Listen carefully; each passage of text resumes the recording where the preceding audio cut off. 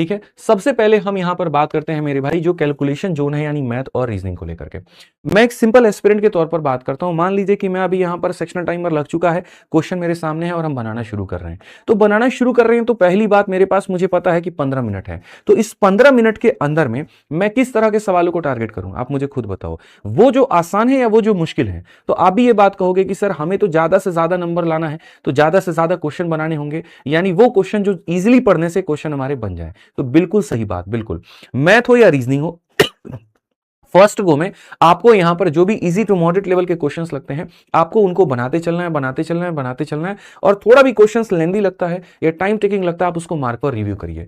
ये लड़ाई कभी उस व्यक्ति के लिए थी ही नहीं जिसको ज्यादा जानकारी था, ये लड़ाई उस व्यक्ति के लिए यहां पर है या उस तरह की लड़ाई है जहां पर आपको ज्यादा नंबर लेकर के आने, यानी आपके नंबर ऑफ अटेम्प्ट ज्यादा होने चाहिए। किसी ने टफ क्वेश्चन ज्यादा बनाए और बाकियों ने आसान कम बनाए, इससे कोई फर्क ही नहीं पड़ता।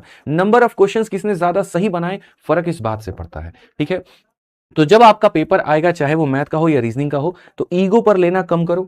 ये नहीं कि अरे सर ने तो कंपाउंड इंटरेस्ट में डिजिटल सम लगा करके बता दिया था क्वेश्चन को कैसे उड़ाते हैं, तो हम यहां पर कैसे नहीं बनाएंगे सीआई का क्वेश्चन, ऐसे कैसे नहीं बनेगा। तो अगर वैसे चले गए कि जब तक तोड़ेंगे नहीं तब तक छोड़ेंगे नहीं, तो तुम खुद टूट जाओगे। तो इस बात का यहां पर ध्यान रखना। पहली बात कि भैया हमें बहुत ज्यादा वक्त जो है वो किसी क्वेश्चन पर नहीं देना है, ईगो पर लेकर के नहीं जाना है। स्ट्रेंथ जो आपको बनानी है वो ये बनानी है कि भाई देखो, अब जैसे मानो मेरे सामने क्वेश्चन आ रहा है मैथ का, ठीक है, अब उसके में मुझे यही नहीं पता कि टेबल के 18 9 कितना होता है, मेरे भाई 23 का स्क्वायर क्या है, 27 का क्यूब क्या है, तो वो भी परेशानी होगी। यानी मैथ और रीजनिंग को डिकोड करने के लिए कैलकुलेशन बहुत अच्छी होनी चाहिए, रफ्तार बहुत अच्छी होनी चाहिए। कैलकुलेशन के लिए सारे टेबल स्क्वायर क्यूब सब याद कर लो, डिजिटल सम जैसे तरीके सीख लो।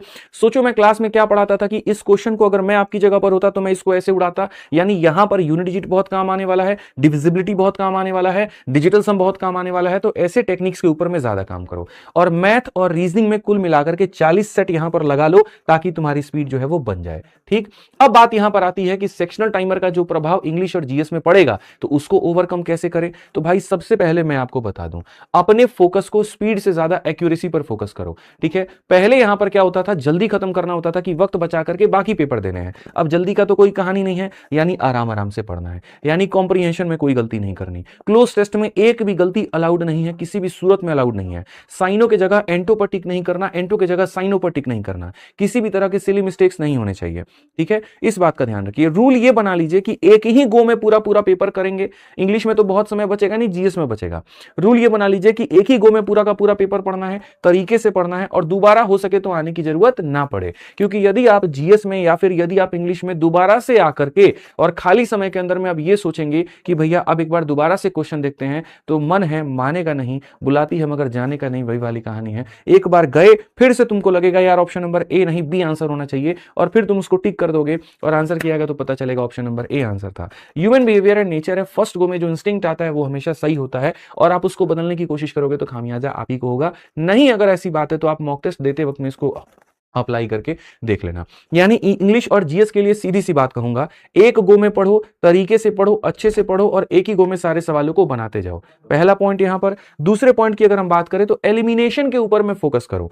सही ऑप्शन क्या है, इससे ज्यादा गलत ऑप्शन कौन कौन से हो सकते हैं उसके ऊपर फोकस करो। यदि गलत ऑप्शन को तुमने काट दिया, दो भी ऑप्शन तुमने कर दिए, तो मेरे भाई तुक्का तुम्हारे भिड़ने की संभावना ज्यादा है, सही होने की संभावना ज्यादा है। इस बात का ध्यान रखो।